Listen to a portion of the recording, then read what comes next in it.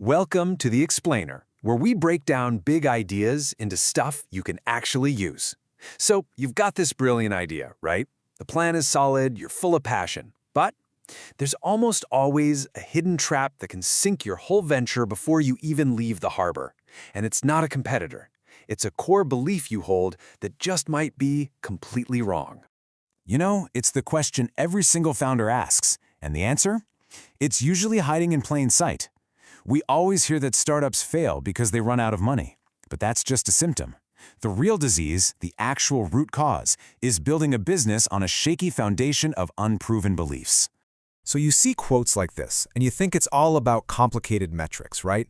Lifetime value, cost of customer acquisition.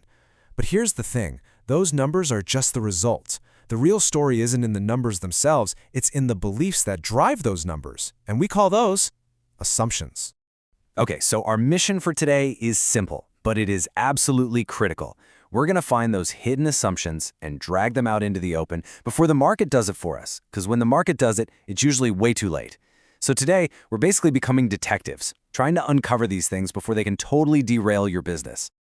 Okay, first things first. If we're going to be detectives, we need to know what we're looking for. What exactly is an assumption? And how do you know which ones are worth investigating? Let's get really clear on this. An assumption is basically a belief you're treating as a fact. It's something that absolutely has to be true for your business model to even work.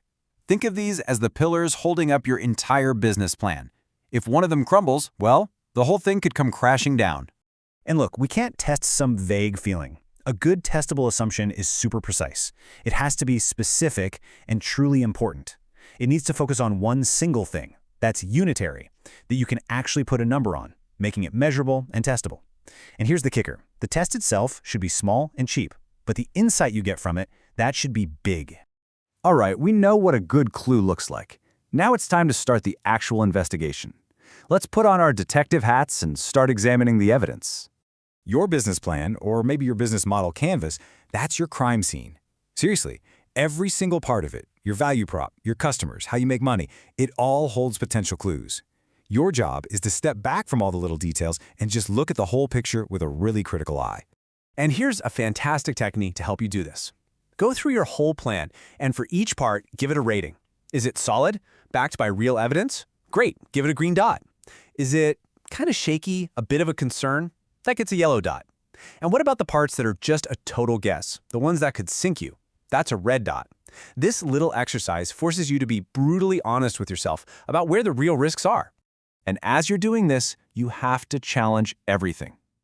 This is not about what you hope is true, it's about seeing things from your customer's point of view. It is so easy to fall in love with your own solution. The really hard part is asking, okay, but will someone actually pull out their credit card and pay for this? And it goes deeper. Will people really change their daily habits to use your product? Are your cost estimates based in reality? Or are they just wishful thinking? And that plan to find a lighthouse customer who will bring in others? Is that based on hope or actual evidence? Every single one of these is a huge, unproven assumption. So by now, your business plan is probably covered in yellow and red dots. That's good, but a smart detective knows that not all clues are created equal. You've got to prioritize. You have to focus on what matters most.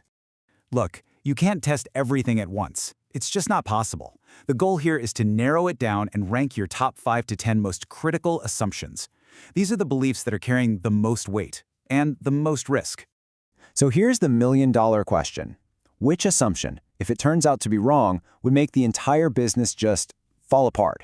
Those are your top priorities. That's where you have to start testing right now. Okay, this all sounds great in theory, but what does it actually look like in the real world? Let's open up a case file and see how a company called Beehive put this whole process into practice. So check this out. Look at how systematically Beehive listed out their assumptions and then ranked them. For instance, they had a belief that newbies will trust our masterpiece. They rated that as a high risk. But even more basic was the assumption that they could actually streamline opening a US bank account. They rightly flagged that one as critical. And that right there, that's the aha moment. Beehive realized that a few of their assumptions were so fundamental that if just one of them was false, the business would either fail or need a massive, massive change. They knew exactly what they had to test first, long before writing a single line of code or spending a dime on marketing. So you've done the work. You've found your riskiest assumptions, you've ranked them. The investigation phase is over. So, what's the verdict? What happens now? It's really important to realize this isn't just some clever thought exercise. This is a proven methodology. It's actually step 20 in the disciplined entrepreneurship framework that was developed at MIT. This is a serious process that successful founders use all over the world. So what's the next step? It is not to build your entire product. No. The very next step is to design tiny, cheap experiments to prove or disprove these assumptions one by one. You take a huge assumption like customers want our product, and you break it down into a tiny, testable question you can get an answer to in a day or a week, not a year. I love this quote because it really captures the spirit of this whole process. It encourages you to be nimble, to be creative, and to be bold.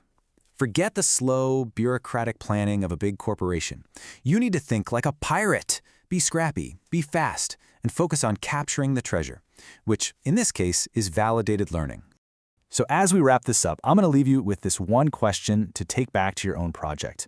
Look at your plan, at all the different parts, and ask yourself this. What is the single, unproven belief that if it turns out to be wrong, means everything else is just a complete waste of time? Find that, and you've found the most important clue to building a business that can actually succeed.